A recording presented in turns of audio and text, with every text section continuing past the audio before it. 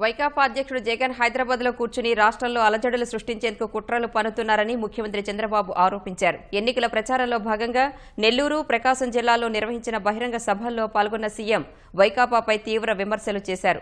2 రోజుల్లో రాష్ట్రంలో శాంతి భద్రతలకు విఘాతం కలిగించే చర్యలకు జగన్ పూనుకునే అవకాశం ఉందని చంద్రబాబు అనుమానం వ్యక్తం చేశారు. తెరాసతో కలిసి ప్రత్యేక హోదా సాధిస్తామని ప్రగల్భాలు పలుకుతున్న జగన్ తెరాస ఎన్నికల మేనిఫెస్టోలో ఈ అంశాన్ని చేర్పించగలరా అంటూ సవాల్ విసిరారు. అన్నదాత సుఖీభవ సొమ్ములు ఇప్పటికే ఖాతాల్లో వేశామన్న సీఎం 2 రోజుల్లో పసుపు కుంకుమ చివరి విడత సొమ్ములు ఈ నెల 8, 9 తేదీల్లో రైతు రుణమాఫీ బకాయిలు విడుదల చేస్తామని స్పష్టం చేశారు.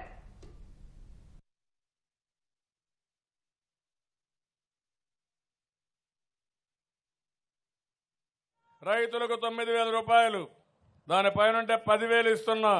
గవర్నమెంట్ ఆఫ్ ఇండియా ఇచ్చినంటే 15,000 అవుతుంది. ఇంకో పక్క 24,500 కోట్ల రూపాయలు రుణమాఫీ చేశా. 4వ విడత 5వ విడత ఈ నెలలోనే 7, 8 ఇస్తా. మీరు బ్యాంకుల్లో పోయి తీసుకోమని మిమ్మల్ని అందరినీ కోరుతున్నా. వీళ్ళంతా రౌడీలు, చూస్తున్నారు ఎంత రౌడీలు అంటే ఓయమ్మ వీళ్ళు చూస్తే భయం వేస్తుంది నాకే, అంత రౌడీలు వీళ్ళు.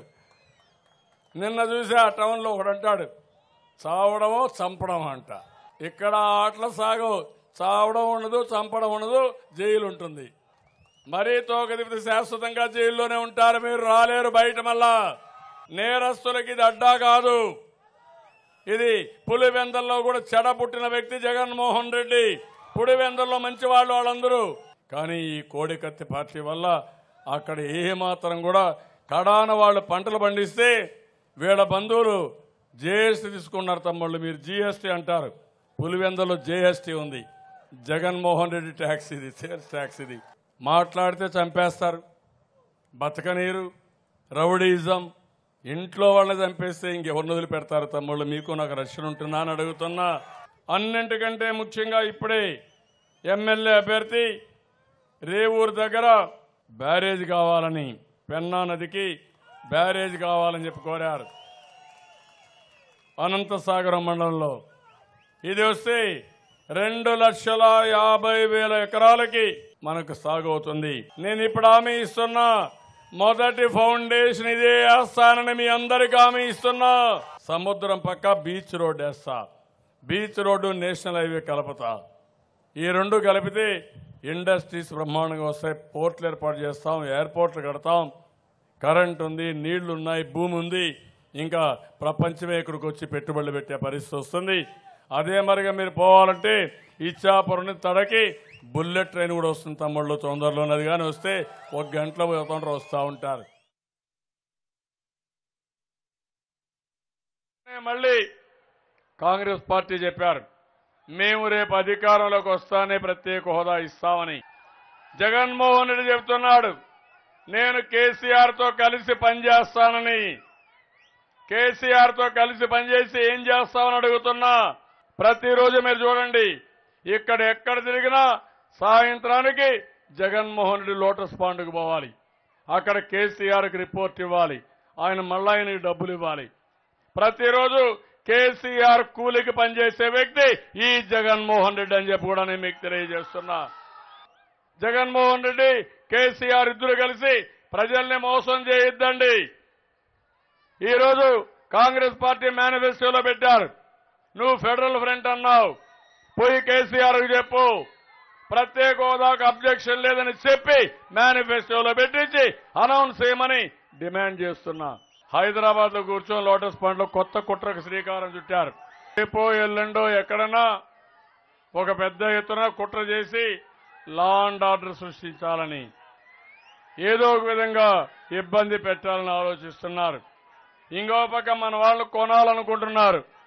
ఇప్పుడు ఒకటే చెప్తున్నా, బూత్ కమిటీ నుంచి తెలుగుదేశం కార్యకర్త దగ్గర నుంచి ఎవరన్నా కొనాలనుకుంటే ఖబర్దార్ జాగ్రత్తగా ఉండండి. మా కార్యకర్తలు నీతివంతమైన కార్యకర్తలు. తమ్ముళ్ళు కోరుతున్నా, ఎక్కడన్నా సరే వాళ్ళు వస్తే కట్టి పడేయాలి. ఆదాల ఏం చెప్పాలి తమ్ముళ్ళు, మహాడాలనా ఏమైనా చెప్పాలన్నా ఆయన గురించి? మోసం చేసిన పెళ్లి కొడుకు నమ్మాం, పెళ్లి కూడా ఫిక్స్ చేశాం, మధ్యలో పారిపోయాడు పెళ్లిపేటల నుంచి. ఏమంటారమ్మా, ఒప్పుకుంటారు దీనికి? అతనికి సిగ్గు లేదు, మనకు సిగ్గు లేదు. ఎవరైనా పెళ్లి వద్దంటే ముందే చెప్పాలా, ఇష్టం లేని చెప్పచ్చు, నువ్వు ముందే పోవచ్చు, నాకేం బాధలా. లాస్ట్ మూమెంట్ వరకు ఉండి పారిపోయిన వ్యక్తి, పెళ్లి పీటల మీద నుంచి పారిపోయిన వ్యక్తి ఈ యొక్క ఆదాల ప్రభాకర్ రెడ్డి. నదుల అనుసంధానం ప్రాజెక్టులు పూర్తి చేయడం ఎన్ని చేశాను. ఈరోజు నేను హామీ ఇస్తున్నా, వెలుగొండ టనల్ ఒక టనల్ని ఈ వర్షాకాలం లోపల పూర్తి చేసి మీకు నీళ్లు ఇచ్చే బాధ్యత, అందరికంటే ముందు నీళ్లు తీసుకొచ్చే బాధ్యత నాది. ఆనందమైన తమ్ముళ్ళు అడుగుతున్నా, మీ భవిష్యత్తు నా బాధ్యత, అది నిరూపించుకుంటా. మాలా మాదిగా ఉన్నారు, వాళ్ళు కూడా ఎప్పటి నుంచో అడుగుతున్నారు. ఒక కార్పొరేషన్ ఉంది, ఈరోజు కనిగిరిలో చెప్తున్నా, మాదిగలకు కూడా ఒక కార్పొరేషన్ పెట్టి మిమ్మల్ని పూర్తిగా ఆదుకుంటాను. లిడ్ క్యాపే కాకుండా ఎలక్షన్ బాబు లిడ్ క్యాప్ చైర్మన్, అది వారగా ఉంటుంది.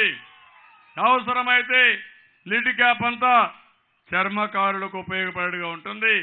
మళ్ళా మాదిగలకు అవసరం అనుకున్నప్పుడు ఒక ప్రత్యేకమైన కార్పొరేషన్ పెట్టి మాదిగల్ని పైకి తీసుకొచ్చే బాధ్యత, సమానంగా మాలను కూడా పైకి తీసుకొచ్చే బాధ్యత నాది. షెడ్యూల్ తెగలున్నారు, యానాదులు ఉన్నారు, ఈ జిల్లాలో నెల్లూరు జిల్లాలో ఉన్నారు. వాళ్ళు ఎప్పుడో తెలుగుదేశం పార్టీ, వాళ్ళకు కూడా విజ్ఞప్తి చేస్తున్నా. నేనే ఆ రోజు ఐటీడీఏ పెట్టా, ఈ రోజు హామీ ఇస్తున్నా, వారి కోసం కూడా ఒక కార్పొరేషన్ పెడతానని. ఎవరైతే యానాదులు ఉన్నారో వారందరి చెంచులకి యానాదులకు హామీ ఇస్తున్నా. నవ్యాంధ్ర రాజధాని అమరావతి నిర్మాణానికి ప్రకాశం జిల్లాకు చెందిన ఓ వృద్ధురాలు తన పింఛన్ సొమ్ము 50,000 రూపాయలను విరాళంగా ఇచ్చింది. కనిగిరి సభలో ముఖ్యమంత్రి చంద్రబాబుకు నేరుగా సొమ్ము అందజేసింది. దీనికి చలించిపోయిన చంద్రబాబు ఆమె ఆశీస్సులు తీసుకున్నారు.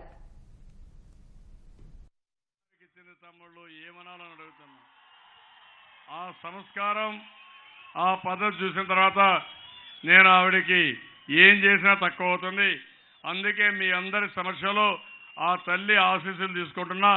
వంగి పాదాభివందనం చేసి ఆ తల్లి యొక్క ఆశీస్సులు తీసుకోండి.